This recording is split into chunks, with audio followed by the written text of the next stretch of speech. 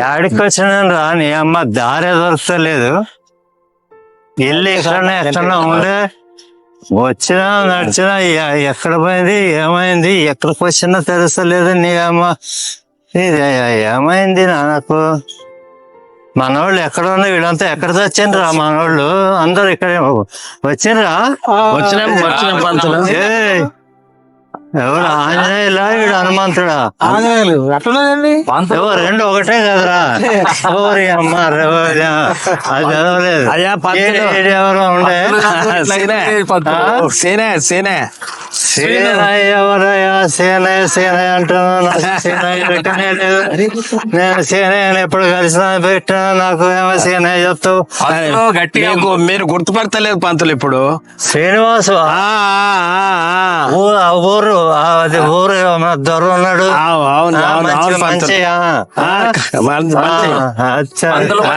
మీద ఉన్నారు మీరు. ఎక్కడ ఏం చేసిన ఏం చెప్పదు. ఏం జరిగింది? పడగల పడగల పంతులు పడగల పడగల పడగల పడగల పంతులు. అయ్యో పైకెక్కి కూర్చోండి. ఆల్రెడీ పైకెక్కినా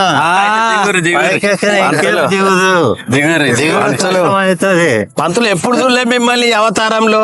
ఏమి చేయాలి ఏం చేయాలి ఇదంతా ఉద్యోగ ధర్మం. మంచి చేస్తా. ఏం తీసుకున్నారు పంతులు మీరు? ఎట్లా ఏం జరిగిందంటే మీకు మాట చెప్తా. చెప్పండి పంతులు. రామాయణం ఉన్నదా? రామాయణం ఎవరు రాసిండ్రా? నువ్వు రాయలే. నేను పటేల్ రాయలే. రాయనే రాదు. ఆంజనేయులు రాయలే. అరే రామాయణం వాల్మీకి రాసిండు. వాల్మీకి రాసినప్పుడు రామాయణంలో ఏం రాసిండు? ఒక శబరి అని ఒక ఆమె ఉండే ముసలామ. ఆమె రాముని భక్తురాలు. భక్తి అంటే బాగా భక్తి. శబరికి మాత. రాముడు వస్తున్నాడు అటువైపు. మరి వస్తే మనం ఇయ్యాలి కదా మందు అట్లాంటి మరి తినడానికి ఏదైనా పెట్టాలి. అందుకని శబరి ఏం చేసింది? పళ్ళన్నీ కోసుకొచ్చి రాముడికి ఇద్దామని తీసుకొచ్చింది. కానీ అందులో మంచివి ఎన్ని ఉన్నాయో చెడ్డ ఎన్ని ఉన్నాయో ఎట్లా తెలవాలి? అందుకని వాటిని ఒకసారి మంచి చూసి ఇవ్వాలి దేవుడు. కానీ వాటిని కొరికి వాసన చూసి మంచిగా ఉన్నాయి అనిపించి అప్పుడు దేవుడికి ఇచ్చింది. నాకు ఆలోచన పోయింది. నేనేం ఆలోచించిన, ఇప్పుడు ఈ గుట్కా మీద మందు మీద నేను వీడియో తీస్తున్నా. నాకు అసలు దాని గురించి తెలుసా? నేను ఎప్పుడన్నా తిన్నా? గుట్కా మీరు వాడినరా? నేను తినలే కదా. తిన్నప్పుడు నేను ఎట్లా రాస్తా? నాకేం తెలుసు? అందుకే వాడిన. ఏం చేశానంటే పొద్దున వస్తా రెండు పాకెట్లు వేసారు. అవి ఒక 90లు, ఇది ఒక చెంచాడు, ఇది ఒక ఇచ్చిండు. చిన్నదే ఇచ్చిండు. మంచిగుండే మొత్తం తిరుగుతుంది. ఇక చెప్తున్నా కదరా మీకు. స్వర్గం నీ అమ్మాయి ఎంత బాగుంటుందంటే స్వర్గం వచ్చింది. భయం పుడుతుంది. ఏంటి ఈ స్వర్గం పోతుందేమోనని. ఇట్లనే ఉండాలి అనుకున్నా. కాసేపు అయినాక దిగిపోయింది. అంటే ఇంకో 2 సీసాలు దిగిపోతే ఇక ఏం దిగిపోయినాక డల్ అయిపోయినా నాకేం తోచట్లేదు. మళ్ళా కావాలనిపిస్తున్నది. మళ్ళా కావాలంటే ఎక్కడ దొరుకుతుంది? అప్పుడంటే ఏదో వాడిని కొంచెం శాంపుల్ అడిగినా శాంపుల్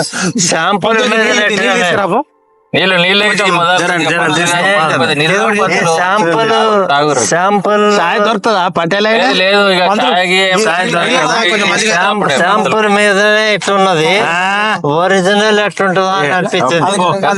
సరే అయ్యా పంతులు నీళ్ళు అయితే తాగండి. నీళ్లు తాగితే కొంచెం నార్మల్ కి వస్తారు. క్యాలికి వస్తారు. క్యాలికి నీళ్ళలో ఏమన్నది? అయినాక నైట్ వస్తుండగా కాసేపటి దిగిపోయినాక నేను ఆలోచించిన మళ్ళా ఇట్లా దొరుకుతుంది. పంతులు అయితే వద్దు నాయన, ఇంటికి పోతే అది వేస్తుంది. దెబ్బలు పడతాయి. పెళ్ళాం కొడుతుంది రోకలతో కొడుతుంది పంతులు. రెండు పోలేను, నాకు దారి తెలియదు. ఎక్కడ ఉన్నానో తెలుస్తలేదు. మా వీళ్ళు ఉండరు, ఈ దొంగలు వెళ్ళిపోతారు, నాతో ఉండరు. అట్లనే భయపడి వద్దు అనుకున్నా. కానీ నాకేం తెలిసిందంటే దాంతోటి ఈ తింటే, మందు తింటే స్వర్గం. అదే పొట్లం కాసేపు పొట్లం తింటే మంచి స్వర్గం. దాని తర్వాత మళ్ళా నరకమే. ఈ స్వర్గం గురించి పాపం వీళ్ళందరూ ఇట్లా ఇంత కష్టపడి తింటారు. అయితే ఈ మందులకు ఉన్నటువంటి ఒక 2 లక్షణాలు నాకు తెలిసినవి ఏంటంటే, ఈ మైండ్ స్థిరంగా ఉండదు. అంటే ఎటు పోతున్నా తెలియదు, ఎక్కడ పోతున్నా తెలియదు, ఏం చేస్తుంటే నిశా వస్తుంది. నిశా ఎక్కుతుంది. మైకం ఏం చేస్తున్నారు నశీలా అంటారు, నశీలి పదార్థం. అట్లనే అదే అవుతుంది అని భయమైంది. రెండవది ఇంకో గుణం ఏమన్నా అంటే దీనికి ఎడిక్షన్. అమ్మో, అంటే దానికి అలవాటు పడడం. అట్లా కాదు పంతులు, ఇప్పుడు కొంతమంది ఎడిక్షన్ అంటారు, కొంతమంది డ్రగ్స్ అంటారు. దీనికి అసలు పేరేంది? ఎడిక్షన్ అంటే మీరు ముందు డ్రగ్స్, మీరు 2 ప్రశ్నలు కలిపినారు దాంట్లో. ఇది వేరే. ఎడిక్షన్ అంటే ఏంటంటే, ఇప్పుడు చేసిన పని, ఇవాళ మీకు ఇష్టమైన పని మళ్ళా మళ్ళా మళ్ళా మళ్ళా చేయాలి. అంటే దాన్ని ఏమంటారు పంతులు? దీన్ని తెలుగులో వ్యసనం అంటారు. అలవాటు వ్యసనం ఒక్కొక్కరు ఒక్కొక్కటి ఉంటది. తాగుడు ఒక్కటే కాదు వ్యసనం. అంటే నేను కవిత్వం రాస్తా, అది నా వ్యసనం. ఒకడు స్విమ్మింగ్ పోతాడు, వాడి వ్యసనం. స్విమ్మింగ్ తప్ప ఇంకో ఒక్క పూట స్విమ్మింగ్ పోవడానికి లేకపోతే అనాది పడతాడు, పొంగిపోతాడు. అట్లాంటిది వ్యసనం. అది లేకుంటే బతకలేము. దానికోసం పెళ్ళాన్నైనా ఇచ్చేద్దాము, ఆస్తినైనా ఇచ్చేద్దాము, ప్రాణమైనా తీసుకుందాము పంతులు అనేది వ్యసనం. అయితే దీంట్లో మీకు ఒక చిన్న కథ చెప్తా పంతులు. ఆ కథ ఏంటంటే, భారతంలో ధర్మరాజు అన్నాడు. ధర్మరాజు ఉన్నాడు, పెద్ద ఆయన, పెద్ద ఆయన. అందరు దండం పెడతారు. ఎందుకు? ధర్మాన్ని కాపాడుతాడు, సత్యనిరతుడు, అంటే సత్యం పలుకుతాడు. తర్వాత అన్ని నిజమే మాట్లాడతాడు పంతులు, నిజమే మాట్లాడతాడు. అన్ని మంచి లక్షణాలు ఉన్నాయి, గాని ఒక చెడు లక్షణం ఉన్నది. అది ఎడిక్షన్. ఓహో, అది వ్యసనం. దేనిలో పంతులు ఏ వ్యసనం ఉన్నది? దేంట్లో వ్యసనం ఉన్నది? ఈ వ్యసనంలో చేసిండు పోయి కూర్చొని లేవడే జూదం. ఇది ఆడినాక ఇంకోసారి ఆడదాం, ఇది ఆడినాక ఇంకొక ఆట, ఇది ఆడినాక ఇంకొక ఆట. భార్య పోయింది, తమ్ముళ్ళు పోయినరు, ఆభరణాలు పోయినాయి, కిరీటాలు పోయింది, రాజ్యం పోయింది, ఆస్తి పోయింది, పాపర్ అయిపోయింది. మహిళ ఇంత ఉంది. వ్యసనం, ఎడిక్షన్ ఉన్నటువంటి పదార్థాలు వాడిది ఎవడైనా వ్యసన పరుడు అయితే వాడి బతుకు కూడా అంతే. అందులో నాకు ఒక డౌట్ ఉన్నది పంతులు. ఇవన్నీ కార్యక్రమాలన్నీ మీరు బాగానే చేస్తున్నారు, పర్లేదు, బాగానే ఉంది.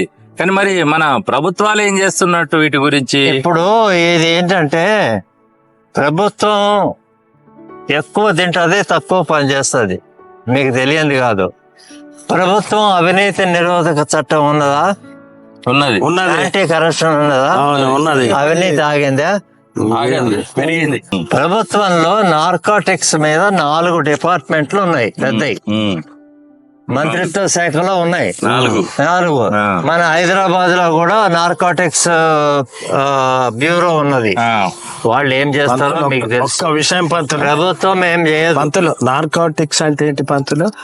మంచి ప్రశ్న అడిగాను. అది అసలు ఇది మొట్టమొదలు పంతులు వీటిని ఓపియాయిడ్స్ అంటారు. ఓపాయిడ్స్, కొంతమంది ఓపియేట్స్ అని కూడా అంటారు. ఈ ఓపియేట్స్ అనేది మొదలు అసలు స్టార్ట్ అయినాయి. దీని తల్లి నల్లమందు వదిలిపెట్టండి. అది ఈ ఓపియేట్స్ లో ఏమైతుంది, ఇవి మందుగా పనికొచ్చేది ఒకప్పుడు. ఏది డయేరియా ఆగటానికి, నొప్పి తగ్గటానికి ఎక్కువ పనిచేసేది. తర్వాత బ్రిటిష్ వాళ్ళు, ఈ అమెరికా వాళ్ళు దీన్ని మనుషుల్ని చంపటానికి వాడేవాళ్ళు. అంటే ఇది మనుషుల్ని చంపుతుంది కాబట్టి ఈ ఒపియాట్స్ లో ఏమన్నదంటే మనుషుల్ని చంపే గుణం ఉన్నది ఎక్కువ తీసుకుంటే. ఈ ఒపియాట్స్ అనే వీళ్ళు ఏం చేశారు, ఒపియాట్స్ ఈ రెండిటికంటే కలిపి నార్కాటిక్స్ అని పెట్టారు. నార్కాటిక్స్ అంటే ఏమిటి? నార్కాటిక్స్ అంటే ఏవైనా సరే మీకు మైకం కల్పించి అలవాటు ఫామ్ చేసి దాని తర్వాత మీ మెదడు కాకుండా చేసి మన చేతులు ఉండదు మీ లోకంలో అవయవాలన్నింటినీ తూట్లు పొడిచి మిమ్మల్ని సర్వనాశనం చేసేది ఎడిక్షన్. అది నార్కాటిక్స్. ఆ నార్కాటిక్స్ లో ఏంటంటే మీరు అందరికి తెలిసిన ఏంటి, గంజాయి, గుట్కా, బంగ్, కొకైన్, హీరోయిన్, ఇట్లా నల్ల మందు, ఆ మార్ఫిన్, ఇవన్నీ ఉన్నాయి. ఈ పదార్థాలన్నీ కావలసినంత సూపర్ బజార్లో ఉన్నన్ని పదార్థాలు ఉన్నాయి. ఇవన్నీ కూడా మన వాళ్ళ దొరకదు, అన్ని ఉన్నాయి అంటున్నా. అన్ని పదార్థాలు తింటున్నారు. తిన్నప్పుడు ఎవడో ఒకరికి మరి అది పనిచేయదు కదా. మీరు అనుకుంటారు ఇది ఒక్కటే కాదు, మన డాక్టర్ మంచి భావంతో మనకి ఇచ్చిన మందుని ఎక్కువ వాడితే కూడా నార్కాటిక్. రెస్టిల్ ఇస్తాడు, 0.5 వేసుకోమంటాడు. వేసుకుంటే నిద్ర వస్తుంది, మంచిగా ఉంది. ఎక్కువ నిద్ర రావాలని 1 వేసుకుంటారు, ఇంకా 2 వేసుకుంటారు. అట్లా వేసుకుంటే ఏమైతుంది, అట్లనే కోలజమిన్ ఉన్నది, మంచి నిద్ర వస్తుంది. ఇంకా బాగా పండుకుందామని ఇంకా వేసుకుంటాం. ఇది అబ్యూజ్ చేయటం, డాక్టర్ ఇచ్చిన ప్రిస్క్రిప్షన్ కి ఎక్కువ రేట్ వేసుకొని చచ్చిపోవటం, అది కూడా దీని కిందకే వస్తుంది. వీటన్నిటిని మాద్య ద్రవ్యాలు అంటారు. మాదక ద్రవ్యాల కంటే వీటిని ఏమనాలే, మారణ ద్రవ్యాలు. మరణ ద్రవ్యాలు.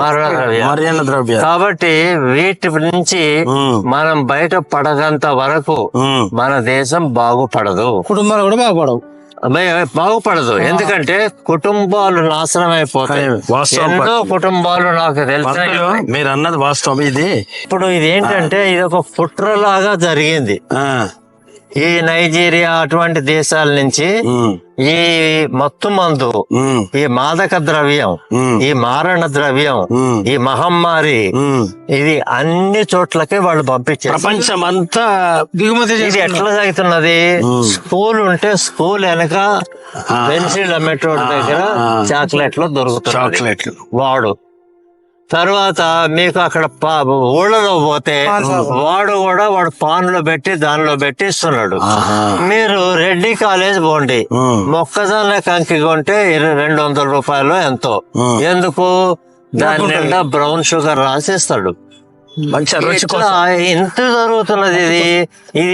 ఇది రహస్యంగా జరుగుతున్నది.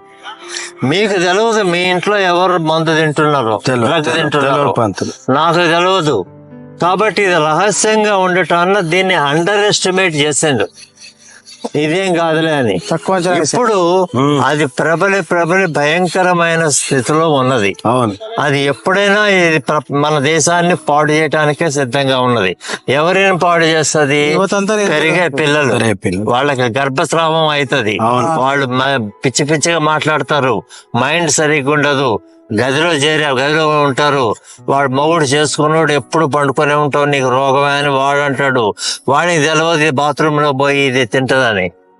తర్వాత యువతకు ఉద్యోగాలు లేవు, ఏం చేయాలి? ఇప్పుడు మనకు ఇవాళ గుట్కా మాస్టర్ ఏం చెప్పిండు, ఏం దోచినప్పుడు ఏం చేయాలి సార్, ఒక గుట్కా తింటాను. ఈ ఉద్యోగస్తులు కూడా ఏం చేస్తారంటే, ఉద్యోగం దొరకలేదని మనవ్యాధి, ప్రియురాలు రాలేదని మనవ్యాధి, ఈ వీటితోటి లేదు నేను అందంగా లేనని మనవ్యాధి, నా జుట్టు ఊడిపోయిందని మనవ్యాధి, ఏదో ఒకటి బాస్ తిట్టండి మనవ్యాధి, వీటికి రిసార్ట్ అవుతారు. ఒక్కసారి తిన్నడు అంటే రెండోసారి కావాలి, తప్పకుండా రెండోసారి కావాలంటే మూడోసారి కావాలి. ఇందులో కొన్ని కొక్కైన అటువంటివి చాలా ఖరీదైనవి, వీటికి జబ్బు కావాలి, ఇంత డబ్బు వాటి దగ్గర ఉండదు. చెప్పింది నిజమే పంతులు. నేనే నా ప్రత్యక్ష కళ్ళతో చూసిన గ్రామాలలో దీనికి అడిక్షన్ అయిపోయి, దీనికి బానిసలు అయిపోయి, వ్యసనానికి పాటుపడి గుట్కాలు తిని తిని తిని తిని ఏ స్థాయికి వచ్చారంటే డబ్బులు లేనప్పుడు దొంగతనాలకు పోతున్నారు, డబ్బులు లేకపోతే తల్లిదండ్రులు కొడుతున్నారు, చంపుతున్నారు. డబ్బులు లేకపోతే భూములు అమ్ముకుంటున్నారు. అమ్ముకుంటే వాడు కిరాయి పెట్టి మళ్ళా తీసుకొని అదే. దాంతో వ్యసనానికి తిని తిని తిని నిషాతోటి మొత్తం ప్రాణానికి ముప్పు తెచ్చుకుంటారు. ప్రాణం చివరిగా వాడు ఏం చేస్తున్నాడంటే రోజు 20 ప్యాకెట్లు తింటాడు పంతులు. 20 ప్యాకెట్లు తిన్నాక మనిషి అవుతాడా? ఏం చేస్తాడు వాడు? ఏం చేస్తాడో తెలియదు. చివరికి ఆత్మహత్యలు చేసుకుంటాడు, పైసలు దొరకక. చంపుతాడు. అది అట్లా జరుగుతున్నాయి పంతులు. ఇది నగ్న సత్యం. మీరు గ్రామాలల్లో మీరు చెప్పింది చాలా చాలా నిజమైన పరిస్థితి. నాకు కూడా అవగతమైంది. నేను దాన్ని పరిశీలించాను. నాకు ఒక ఉదాహరణ గుర్తొస్తుంది. ఒక కుటుంబం, ఊహకి ఒక కుటుంబం ఉన్నది. అందులో తండ్రి రిటైర్ అయ్యాడు ఉద్యోగం నుంచి. 12,000 20,000 వస్తాయి. అది కూడా ఎప్పుడు సెటిల్ అయ్యే వరకు టైం పడుతుంది. కూతురు ఇంకా చదువుకుంటున్నది. భార్యకి మోకాళ్ళ నొప్పులు, ఆమెకు డయాబెటీస్. జాగ్రత్తగా చూసి ఎప్పుడన్నా ఆపరేషన్ చేయించాలి. ఆపరేషన్ ఆ నీ రీప్లేస్మెంట్ అంటే ₹1,00,000 పైన అవుతుంది. అద్దె కొంపలో ఉంటున్నాడు. కొంప కట్టు చదువు ఆయన ఉద్యోగం చేసిన అన్నాడు. తర్వాత అని చూసిండు. కొడుకు కట్టిస్తాడేమనుకున్నాడు. కొడుకు ఇంట్లో నుంచే వేరే చోట ఆయన కాపురం పెట్టిండు. కొడుకున్నాడు మంచిగా. వాడు బీటెక్ చదివిండు. వాడు వీసా కోసం చూస్తున్నాడు వెళ్ళిపోవాలని. ఒక కొడుకు వీసా కోసం చూస్తే వీసా దొరకనందుకు డ్రగ్ మొదలు పెట్టిండు. అమ్మా, ఈ డ్రగ్ మొదలు పెట్టి పూర్తిగా డ్రగ్స్ తిని 24 hours పడి ఉంటాడు. ఎక్కడ పడి ఉంటాడో తెలియదు. ఎక్కడో ఉంటాడు, వస్తాడు. ఇంట్లో ఎవరితో మాట్లాడాడు, ఏమి చేయడు, తండ్రిని పట్టించుకోడు, నయా పైసా అవన్నీ లేదు. ఆ కుటుంబం ఏమైతుంది?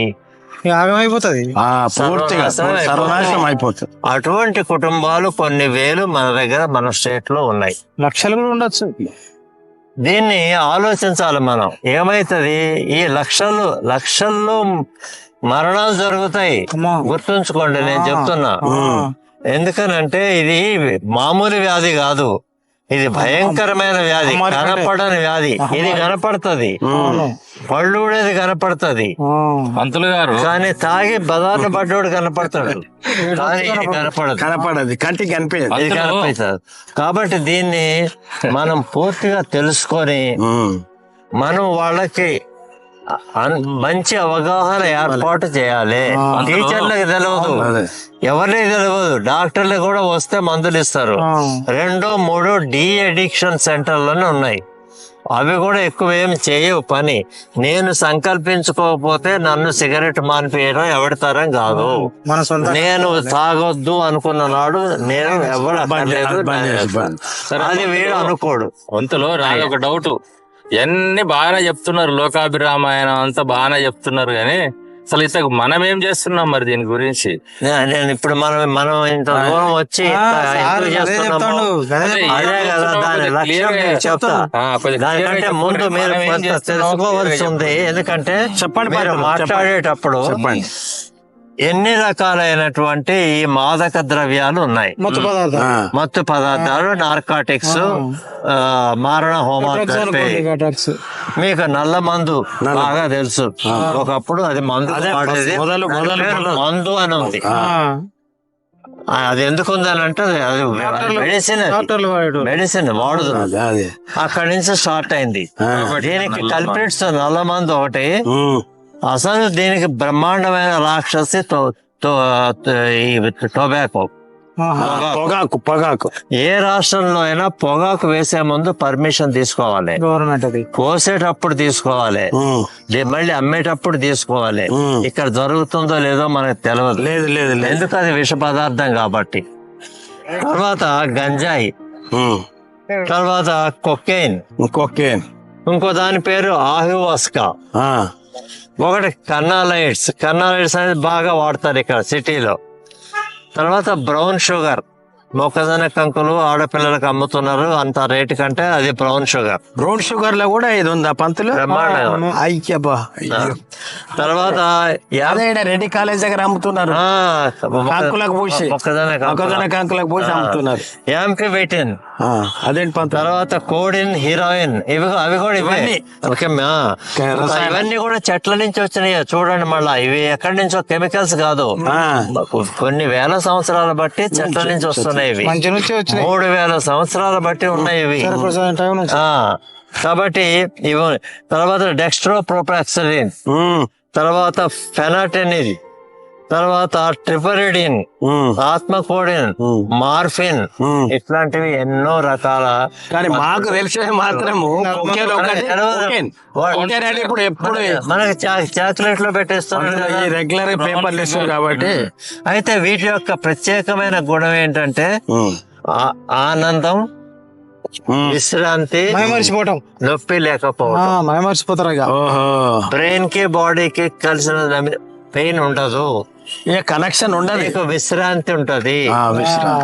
మీకు తెలుసో లేదో రెస్టిల్ నిద్ర మాత్రం కాదు, అది మనసుని పీస్ఫుల్ గా ఉంచేది. ప్రశాంతంగా రోజు 0.5 mg వేసుకుంటే మిమ్మల్ని ప్రశాంతంగా ఉంచుతుంది, మిమ్మల్ని చంపదు.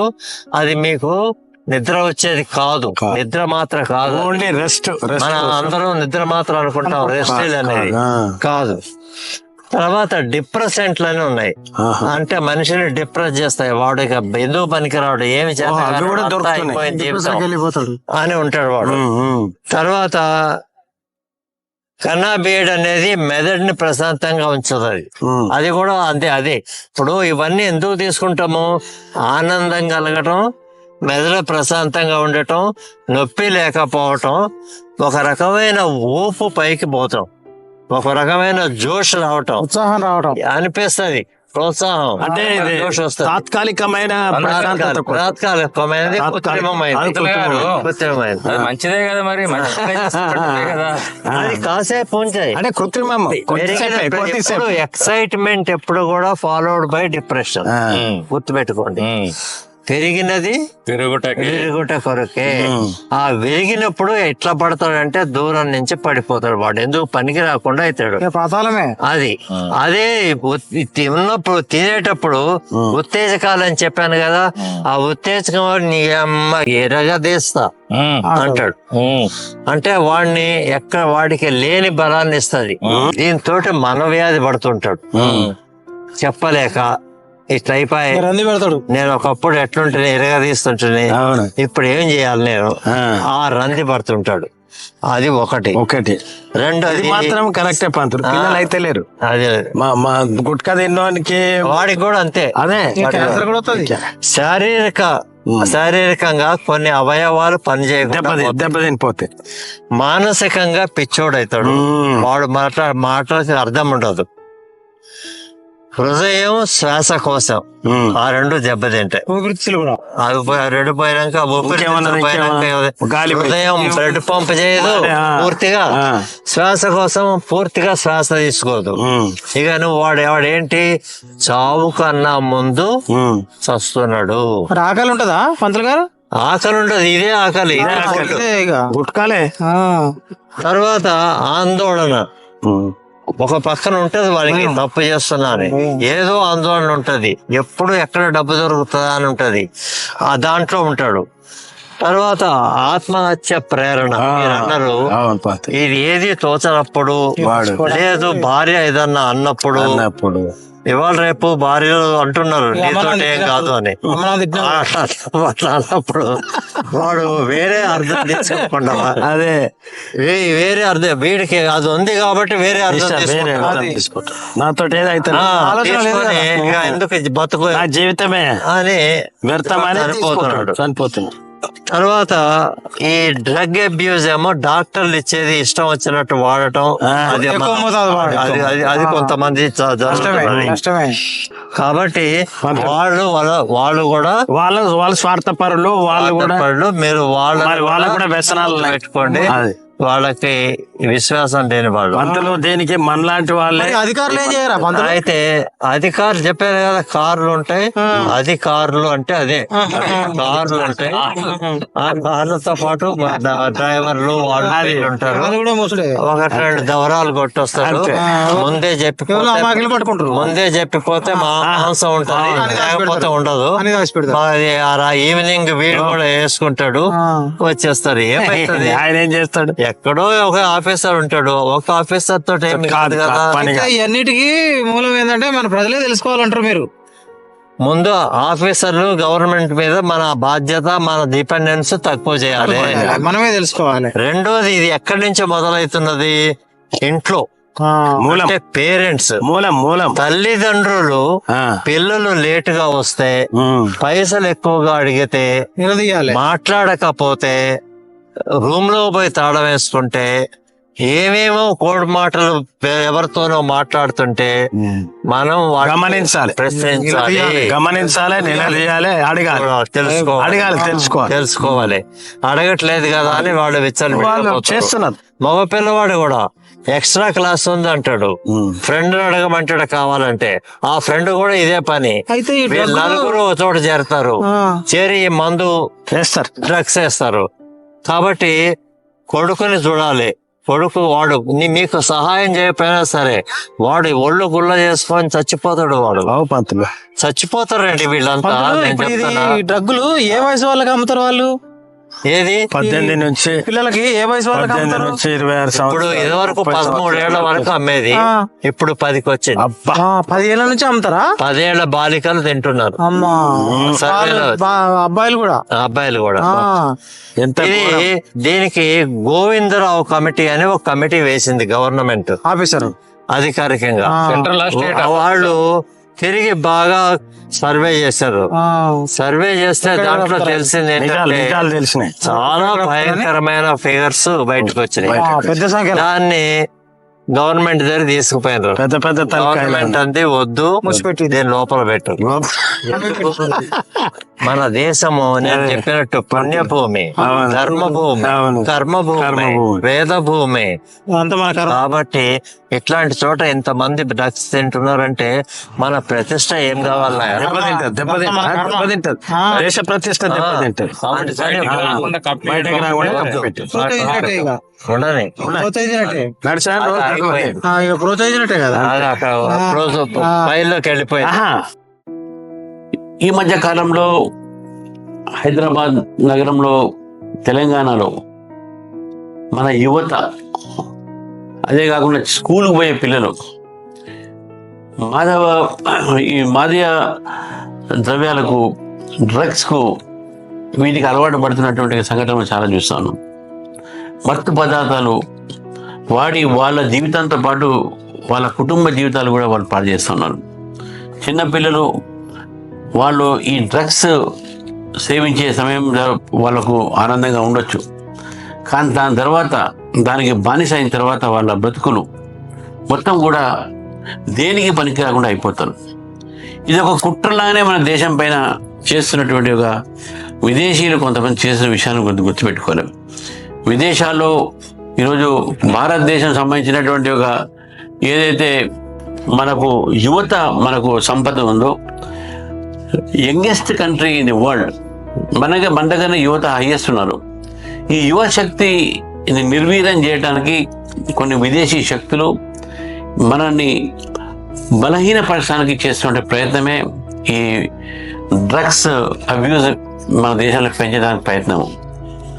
నేను ఒకటే కోరుతా ఉన్నాను, తల్లిదండ్రులు కూడా వాళ్ళ పిల్లల పైన కొద్దిగా నిఘా పెట్టి, స్కూల్స్లో మేనేజ్మెంట్ కూడా అదేవిధంగా పిల్లలు కూడా ఈ యొక్క అలవాట్లకు దూరం ఉండాలనే ప్రయత్నం చేయాలి.